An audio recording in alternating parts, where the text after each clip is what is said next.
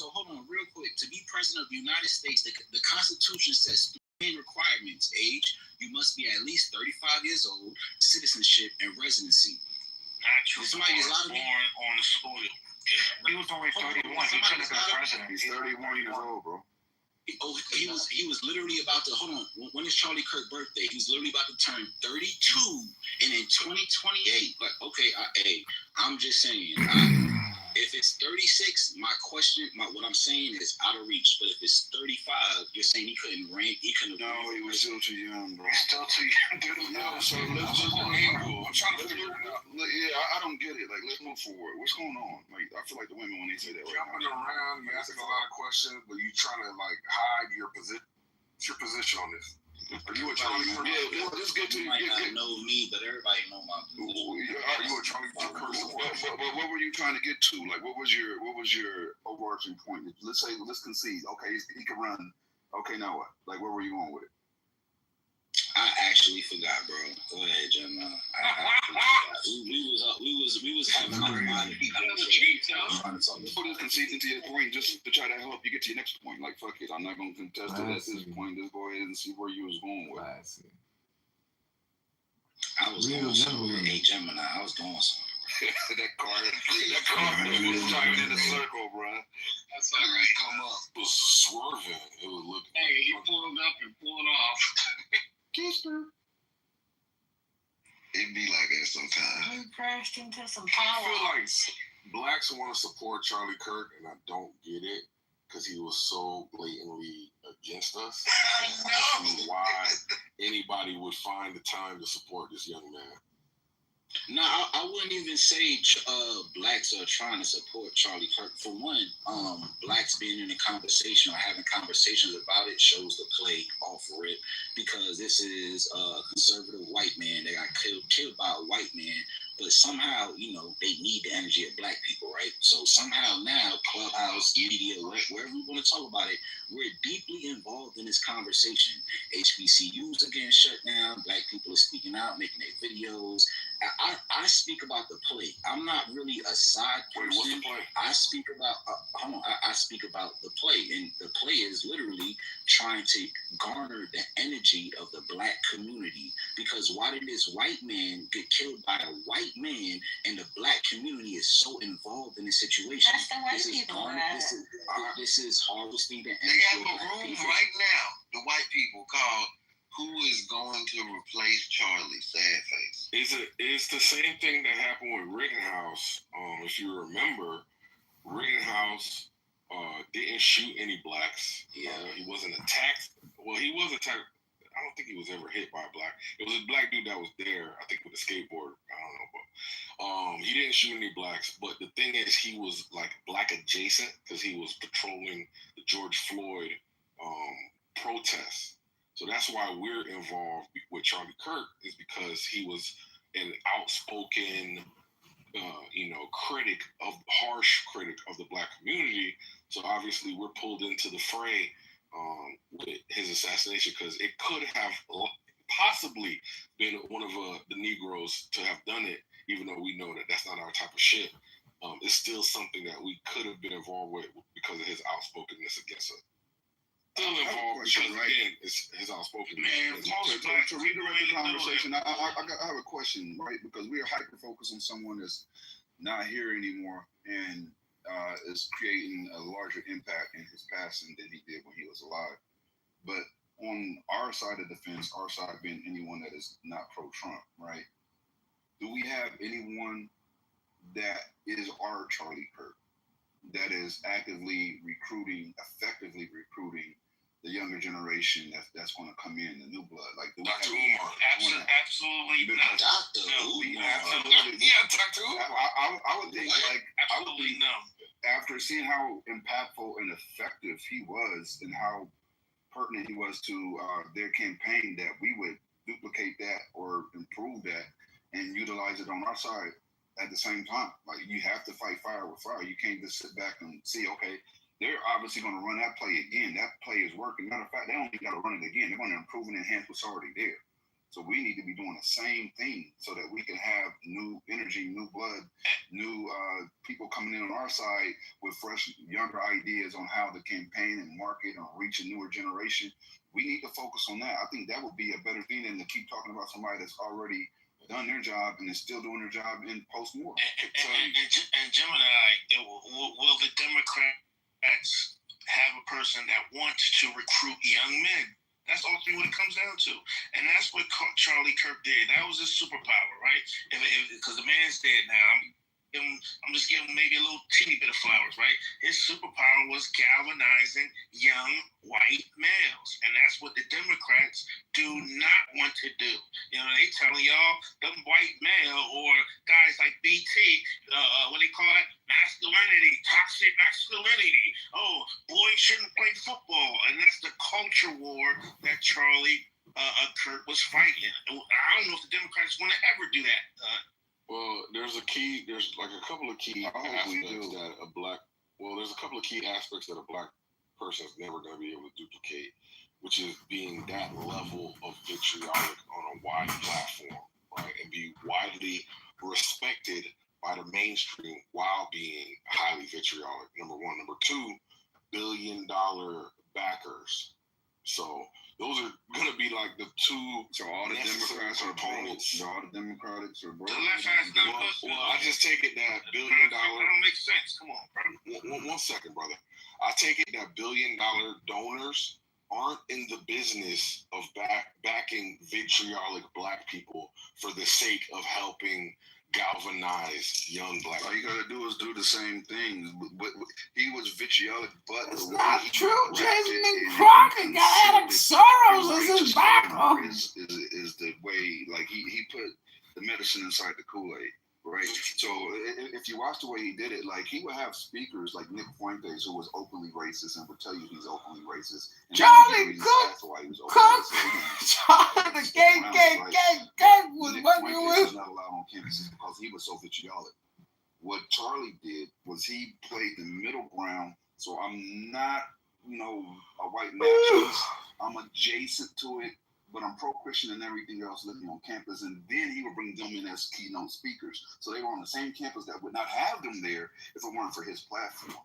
Right, so I'm saying all that to say, whoever takes it up on the left side doesn't need to be vitriolic. They need to be tactful in the way that they launch out, so that they can be palatable to mainstream.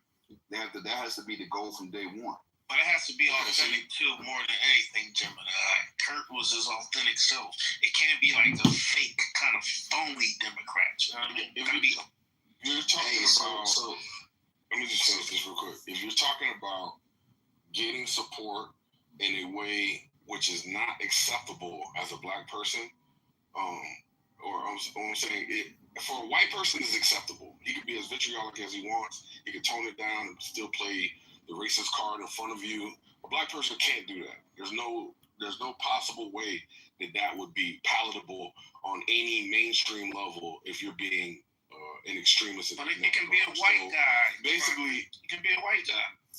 So now, we already have that. If you have black people who if you have somebody who wants to be a spokesperson to get black people behind them, as vitriolic as they can be in that regard, we already have that. Give me a name, brother.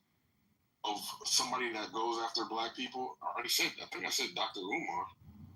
No, I would it would be easier if you said Cornel West. But Dr. Umar, all the typical names that do the same. Dr. Umar?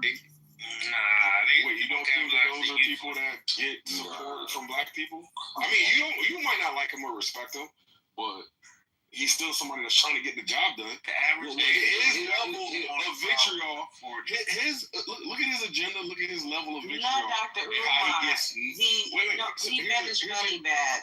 Here's the issue. His agenda. His level of vitriol is probably what got him no funding. Had he been a different race with the same agenda, he would have got the funding. But because he's black, because he was so revolutionary, that's why everyone stays away from him. Yeah, I would definitely say more so Cornell was versus Dr. Umar. Like, Cornell West is savage. But also here's the other thing. And before I go into this other thing, let me say this too real quick. So I was correct. Before Charlie Kirk turned 35, he could have ran for president and got elected. Just plug the numbers in, and I'm gonna leave right there. Put it in the chat. Talk to me back on the stage. However it goes. So now let's go back to this conversation, right? Bro, if we talking about Umar, this is what we gotta understand. When it comes to voting, and when it comes to the House, and when it comes to the Senate, this shit is a monopoly. It's a monopoly. Tell me, outside of the early 1800s, late 1700s, who, and we know why these people won, who ran off a third party and actually became president? Nobody. I answer it for you. Nobody. That's because this whole voting system is a monopoly. Because once you're at the independent level and you're in a certain state, guess what you still got to deal with? You still got to deal with the House and the Senate. You still got to deal with the Democrats and Republicans. You got to pick the side. If you're the president of the United States, I'm sorry to say it, you have to pick a side. You're going to run as a Republican or a Democratic. That's it. There's no in between. There's no gray areas. There's nobody you can tell me in history before that like solely just did an independent campaign and became president outside of what I just said. So, that's just how this shit is set up. It's a monopoly, and it's fucked up, but this is the world we live in. But to Gemini's original question, I'm going to say the Democrats loosely, right? They don't have no one that's 31 years old, first of all, right? That can galvanize Generation Z, right? I'm trying to think outside myself, right? Think outside the stage. That side don't have it, right? They're not galvanizing young men. We know who they're galvanizing, right? That's literally my point. Is it right? That's what I'm saying. They don't have nobody of the a equivalent. weak point, then it needs to be addressed, and that gap needs to be filled. We need to have someone that can go out there. They need to have some financial backing and go out there and target a younger audience and bring in new blood. Like all of our military institutions, our police academies, everybody, they always are actively recruiting young guys, younger generations. Like that's a mandatory thing for us to even maintain our position as a number one military source as far as the nations go, right? We have to actively, that's one of the things Trump did do is, since he's got in, I don't know if y'all do know that, but the police numbers and the military numbers have shot up, right? That's what the Democrats, in my opinion, need to do is to target a younger audience and have someone out there that can do it. Like, we've seen the impact Charlie had. Cool. Now we understand that.